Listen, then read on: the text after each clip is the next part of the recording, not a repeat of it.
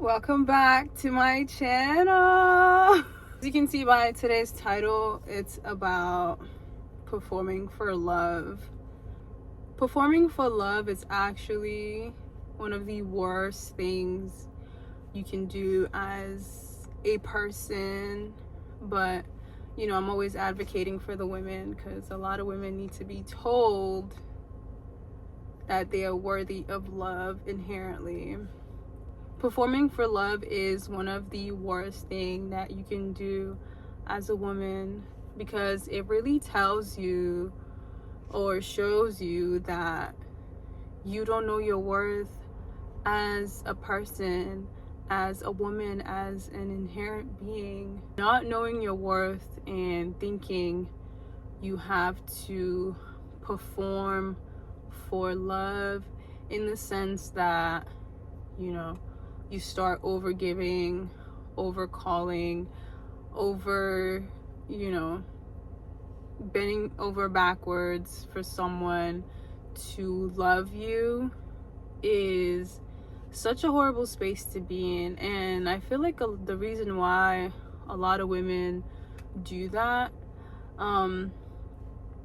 it could stem from the fear of being alone, thinking this is the only option that you have in love or that you ever have in love.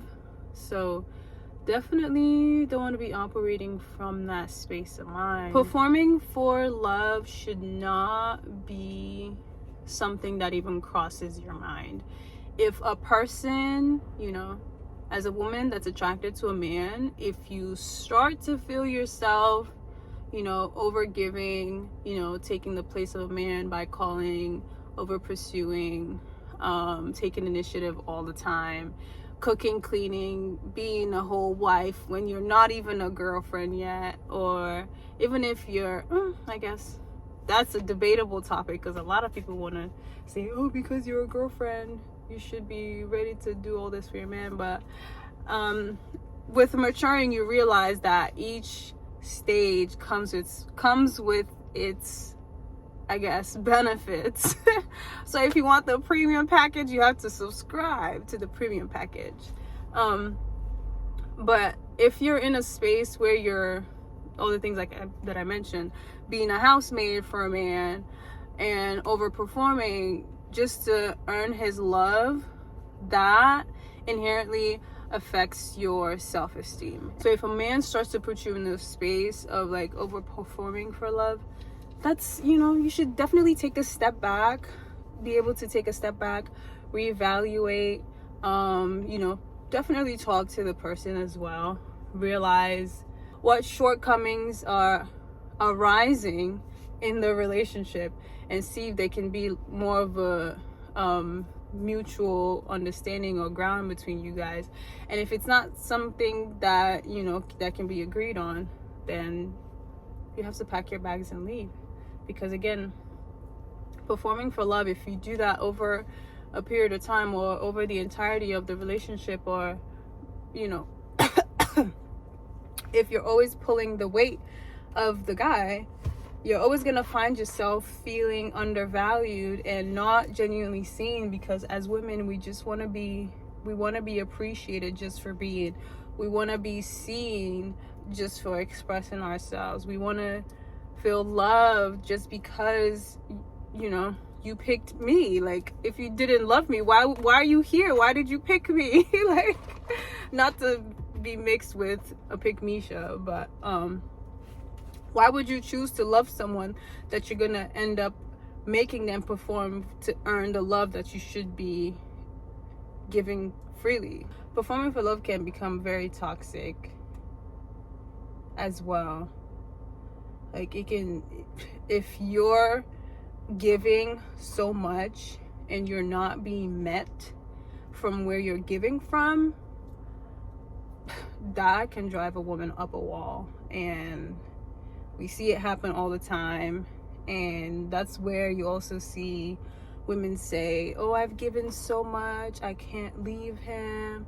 Oh, I gave so many, so much of my time, my effort, I made him this, I invested into his girl. Who's like, I know it's not about who sent you, because honestly, when you're in love, it's like you would do anything for the person you love.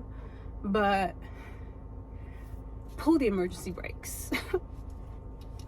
pull the emergency brakes, because no, baby girl, you need to stand up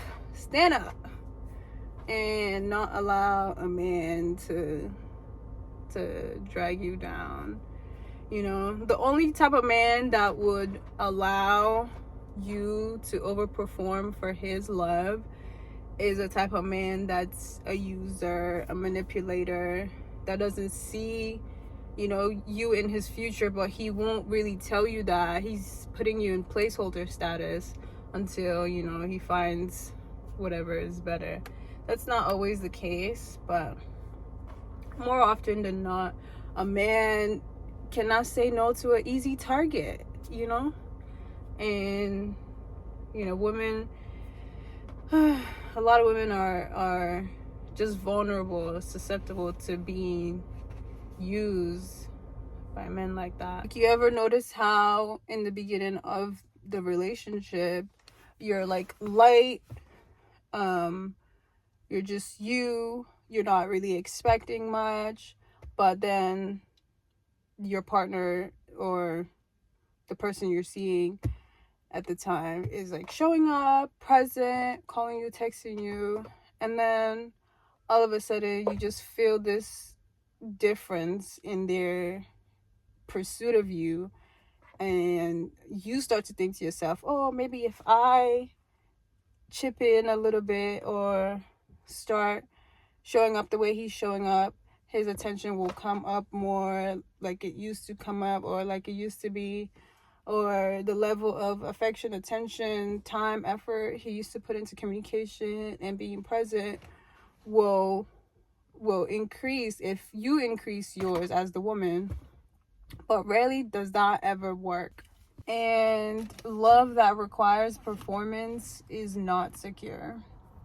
When you start to think to yourself, oh, if I do this, maybe if I call him more, maybe he'll call me more.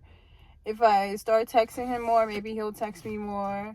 And it sounds so absurd, but I feel like that's how a lot of women think. When you start to say, oh, if I don't complain about the things I don't like, maybe he'll think I'm the perfect girl. Or if I start shrinking, maybe he'll want to, like, you know, make me his girlfriend and not see me as a complainer, or not see me as, you know, these other girls that always want to tell him what to do and control him. Girl, you are just betraying yourself, playing small, losing sleep, over calculating how to get a man to love you, because it should never be that serious or that complicated to get love in a relationship with a healthy masculine man. Because the moment you start to feel like you always earn, or the moment you start to feel like you have to earn love, you've completely lost your power. And at first, it doesn't always start out as performing. It's like, oh, I'm patient with him, I'm understanding of what he got going on, I'm, you know, caring, I'm open. And then at that point, you start to realize that, you know, you've given your power away. And there's a huge difference between showing up and shape-shifting. You know, there's a difference between shape-shifting, where you're literally saying, oh, I'll be whatever version you need me to be. And you're not saying this out loud, but subconsciously, like, this is how your actions are coming off. You start to think to yourself, I'll be whatever version keeps you around, or keeps the relationship around, keeps the man from leaving. And you're not being your authentic self, which is a feminine, calm, stable, normal woman that doesn't have to perform to earn love. And when you're performing for love, you lose. There's a thin line between this relationship feels good versus what's working in the relationship, if you know what I mean. Like, this relationship feels good, as in you're the only one putting in the effort to make it feel good, versus what's actually working, whereas you're able to see how the guy is showing up and see if that's something that works for you, instead of him just being the receiver. Like, you end up being the initiator and he's the receiver, and the roles just get reversed. And in all of this, you start to downplay your needs, you start to override your intuition, you start being confused.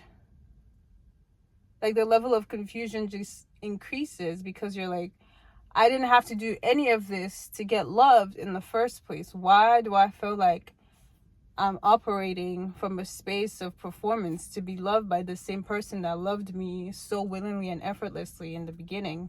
See, that's the level of confusion that once you start to experience that, that is your sign to skedaddle, really. But I hope this message was helpful for someone. And in 2026, women, we should not be performing for any type of love whatsoever. If a man can't love you by himself without you having to ask for it, beg for it, you have to tell the man you don't want to do no more. My fake Jamaican accent. Tell him you're not interested, or, you know, if it's one of those conversations you can have level-headedly, have the conversation. If not, just do a peace sign and skedaddle. So if you ever find yourself performing for love, I want you to ask yourself this question. Am I trying to convince them that I'm worthy of love? Or am I trying to convince myself that I'm worthy of love? Ask yourself that question. And you should really not be needing to perform for love. Like, if you know your value, know your worth, know yourself, you should not be doing any of that. But this was a soft, gentle message for the girls. My phone was on low power. I mean, my phone just did the low power mode thing. But if you ever find yourself in that position, I want you to take a big pause. I always like to say, hit the emergency brakes before it gets too late, because once you're in that spiral mode, it only gets worse. And the key thing for 2026 is self-awareness, awareness. Because once you're aware, you're able to take action, take the right action, pause, rethink, reassess, you know, re-strategize, think if this is working for you, and all of that. But yeah, I hope this message was helpful and insightful and gentle and loving. Love yourself, show up for yourself, and yeah, take care.